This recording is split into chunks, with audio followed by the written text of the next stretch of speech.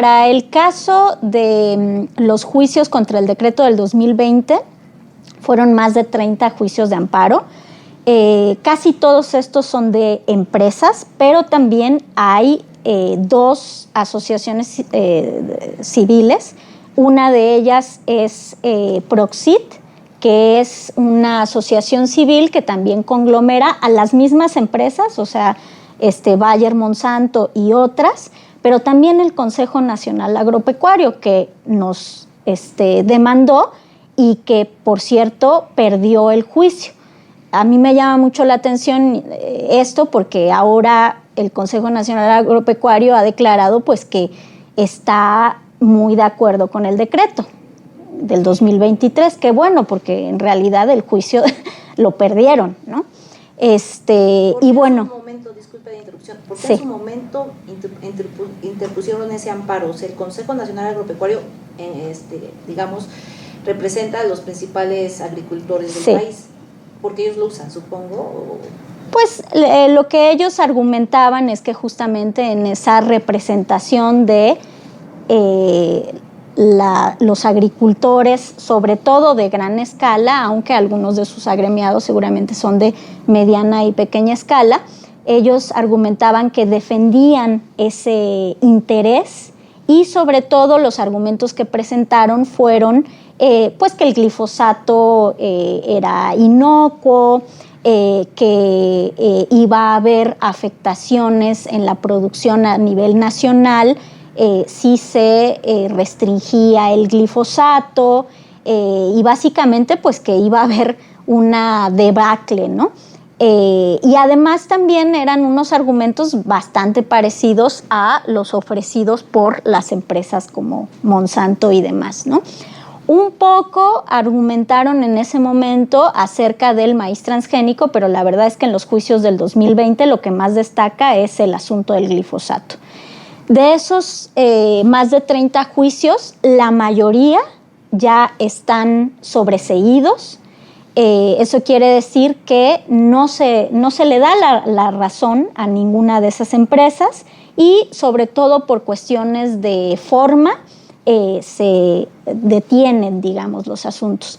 Pero hubo algunas resoluciones que sí los juzgadores se metieron al fondo del asunto y precisamente en las resoluciones argumentan cómo este decreto que restringe el glifosato y el maíz transgénico para el consumo humano, porque eso estaba desde el primer decreto, permitía pues, ofrecer una protección, ¿no?, a diversos derechos humanos y también hacen referencia al principio precautorio. Es así que esos juzgadores le dan la razón al Ejecutivo Federal.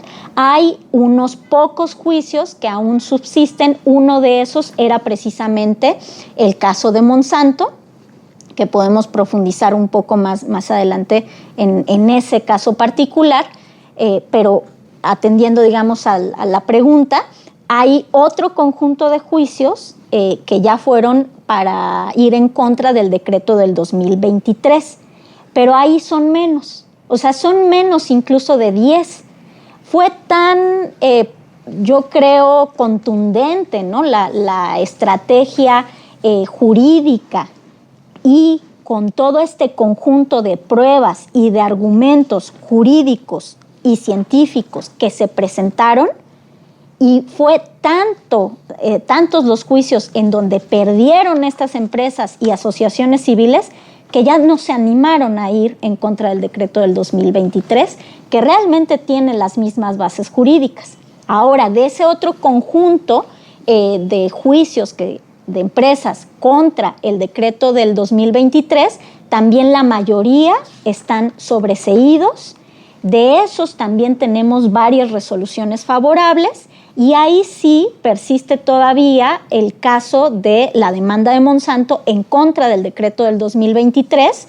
Ahí es muy importante también mencionar que dentro de este proceso que aún está en la primera instancia, la empresa solicita que se suspenda el decreto del 2023 y la jueza le niega la suspensión Y lo interesante es que en la resolución la jueza lo que dice es que no se suspende o no se debe de suspender en este momento el decreto, en este proceso judicial, digamos, porque las posibles afectaciones que pudiera en su momento tener esa empresa es el interés particular de la empresa, que siempre debe de estar supeditado al interés público, que es por el que debe de velar el gobierno federal. Y entonces es así que la jueza le niega ese incidente de suspensión. La empresa reclama, hace un recurso de revisión sobre ese incidente de suspensión. Esto llega a una segunda instancia, que es un tribunal, y ahí también, cuando llega al tribunal, la empresa desiste. Y entonces ahora ese juicio todavía está activo, pero digamos que regresa a su curso normal dentro de la primera instancia. Pero ya hubo un desistimiento. La jueza se llama Elizabeth Trejo Galán. Ella fue la que le negó. Es muy importante porque muy pocos juzgadores se animan a tomar este tipo de determinaciones con esa claridad de argumentos, ¿no? Por eso yo creo que es importante que se sepa qué jueza es, porque no todos los jueces y juezas son lo mismo. O sea, hay jueces diferentes y este es uno de esos casos, ¿no? Yo creo que hay un punto importante que no sé qué tanto se ha estudiado y que tiene que ver con que hayan bajado el número de impugnaciones. Claro. El primer decreto de 2020 decía que a partir de su entrada en vigor y hasta el 31 de enero del 2024 se estableció un periodo de transición para lograr la sustitución total de glifosato. Esto es muy fuerte. Sin glifosato tampoco hay transgénicos. Y aquí era una fecha fatal en donde eso tendría que suceder y ese era el periodo de transición. Esto no subsiste en el segundo decreto. El segundo decreto es muy bueno y recupera muchas cosas, pero expresamente dice que en cuanto a esta medida, resulta conveniente eliminar la fecha de transición a la que se refería el decreto de 2020. Esto lo dice el de 2023. Y luego dice que se establece como periodo de transición para el desarrollo y escalamiento de las acciones previstas en el artículo que corresponde, el comprendido de la fecha de entrada en vigor de este decreto de 2023 al 31 de marzo de 2024. Son dos periodos de transición que podríamos pensar que son lo mismo y que las fechas más o menos coinciden. Una era enero del 24, si no me equivoco, sí, y otra marzo del 24. Pero esa no es la diferencia. La diferencia es el objeto, es muy distinto. El primero era muy fuerte, porque decía que era sustitución total, ¿no? Sustitución total del glifosato. El segundo no dice eso. El segundo lo que dice es para el desarrollo y escalamiento de las acciones a las que se refiere. Es muy diferente. Eso tiene que ver con que tenga menos impugnaciones. El decreto que tenía mayor fuerza en su objeto y en el proceso de transición era el primero. Eso es muy importante que se precise porque explica mucho de esta situación. Al final, por supuesto, el segundo decreto está tan comprometido con los derechos y la soberanía alimentaria, incluido el principio precautorio, como el primero. Pero la manera en la que están tratando de resguardarlos es distinto. Y sí hay un cambio ahí sustantivo al que no se ha hecho referencia con suficiente amplitud. Y lo digo porque el antecedente del actual decreto es ese de 2020. Y aquí vienen los propios considerandos, se menciona, ¿no? Ese decreto de 2020. Entonces no se nos debe olvidar ese horizonte de acción, porque si uno se queda en la pura literalidad del decreto, pues parece ser que son dos cosas diferentes, ¿no? Sí, son dos cosas diferentes, pero el segundo decreto está dentro del horizonte del primero, ¿no? Que tiene una declaración muy fuerte que es sustitución total del glifosato. Claro, frente a una declaración así, pues todos los actores cuyos intereses se ven afectados tenían que manifestarse por todos los medios, incluidos los judiciales. Ante la redacción del segundo decreto, pues no parece tan evidente. O sea, no solamente es porque no les haya ido bien en los juicios que plantean contra el primer decreto, sino porque también el segundo decreto los deja un poco más tranquilos. Eso hay que decirlo así, porque ese es el punto de partida para las luchas sociales y las luchas institucionales que continuarán. Y así es como se entiende lo que ha venido pasando los últimos meses.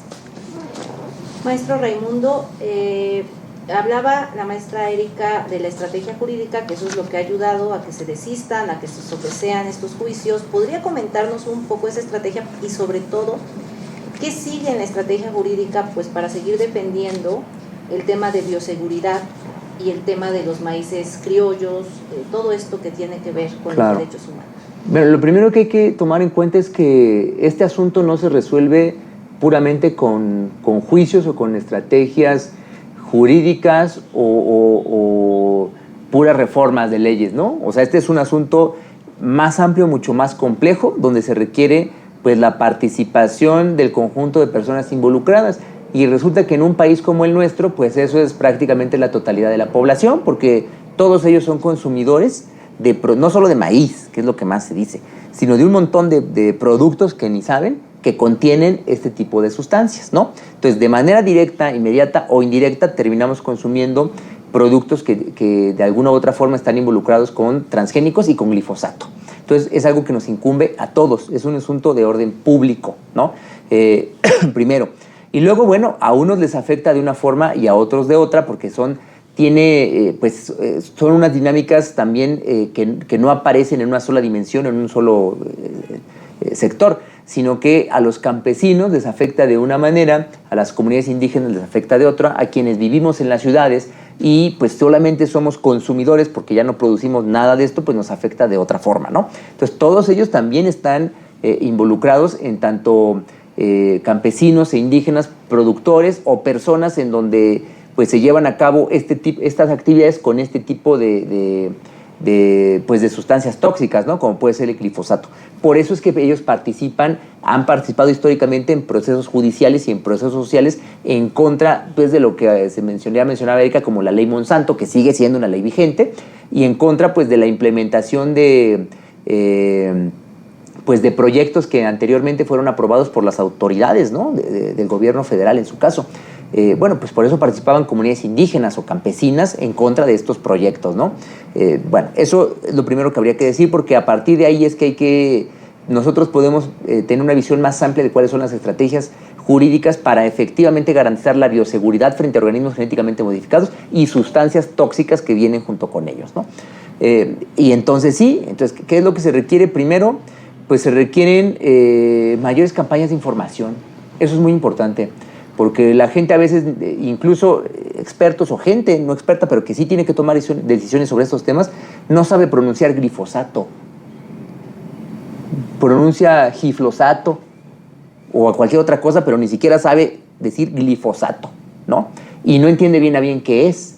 Y claro, no es una cosa de sentido común, pero es algo que sí deberíamos nosotros tener mucho más presente porque nos está afectando a todos, ¿no? Entonces, eso nada más lo puse como ejemplo, pero eso nos indica que hay que tener mayor información. Hay gente que de manera muy dogmática, yo creo que de los dos lados. Unos que dicen que no causa afectaciones y otros que dicen que es muy grave, pero ni entienden por qué. Qué bueno que algunos de ellos pues estén defendiendo los territorios y demás, aunque no lo tengan tan claro, sería mejor que lo tuvieran más claro. Pero sí me parece muy grave que se utilicen este tipo de tecnologías sin tener que se aplauda el uso de este tipo de tecnologías sin tener toda la información necesaria para poder tener un criterio propio, ¿no? Y eso sucede a todos los niveles, tanto de los ciudadanos como de las autoridades, y es muy grave. Entonces, parte de la estrategia es informar más, porque la gente no conoce estos asuntos y no tiene los detalles. No quiero decir técnicos a profundidad, pero pues hay un montón de detalles que la gente no conoce y por eso su opinión pues no está fundada, ¿no? Para un lado y para otro muchas veces, ¿no? Lo más grave es cuando nos arriesgamos a hacer uso de una tecnología sin tener la información suficiente, porque ahí incluso quienes son autoridades pues vulneran el principio precautorio y eso es gravísimo. Bueno, eso es un segundo elemento pues muy importante. Luego, pues la necesidad de tener una organización social fuerte, que sea quien dé la resistencia. Ahora tenemos la fortuna de un gobierno comprometido con esa ciudadanía y con una alimentación nutritiva y adecuada para la población, pero no siempre ha sido así y en el futuro no sabemos hasta cuándo va a seguir siendo así.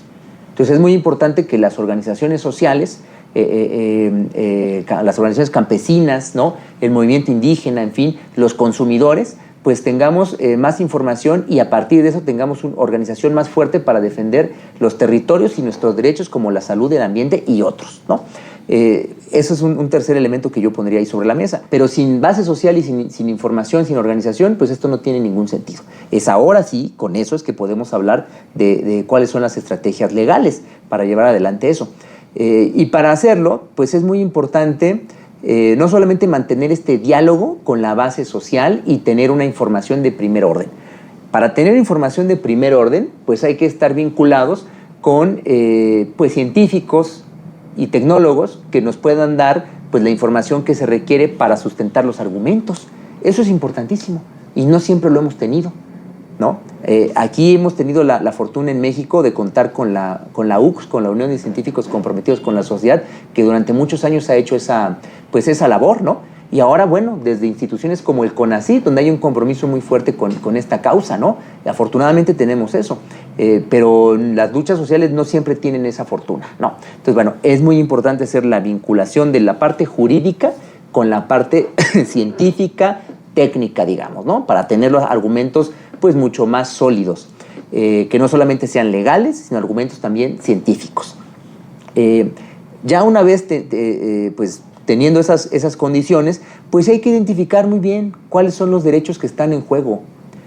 De un lado, ¿qué es lo que se tiene? De un lado lo que se tiene pues es el interés particular de las empresas que hacen negocio y obtienen ganancias a partir de tener consumidores cautivos, que somos todos los que vivimos en la ciudad, porque no producimos nada. Estamos todos cautivos de lo que nos vendan y nos venden cualquier cosa.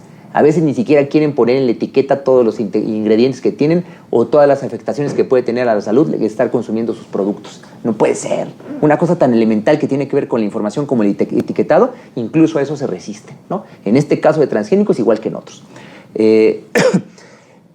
Es ese interés particular basado en el derecho a llevar adelante este tipo de actividades mercantiles y obtener una ganancia, lo que se pone en juego frente a derechos como la salud, ¿no? Si esto si hay un riesgo de que este tipo de productos al consumirse por seres humanos produzca cáncer, ¿qué es lo que hay que primar? ¿Arriesgarse para bien del negocio o más bien detener ese consumo y garantizar al máximo posible la salud de la población con otras alternativas? Pues yo creo que aquí el Estado, el gobierno y el Estado, ¿no? Pues tienen que ir por el garantizar el derecho humano a la salud, no por el negocio del sector privado.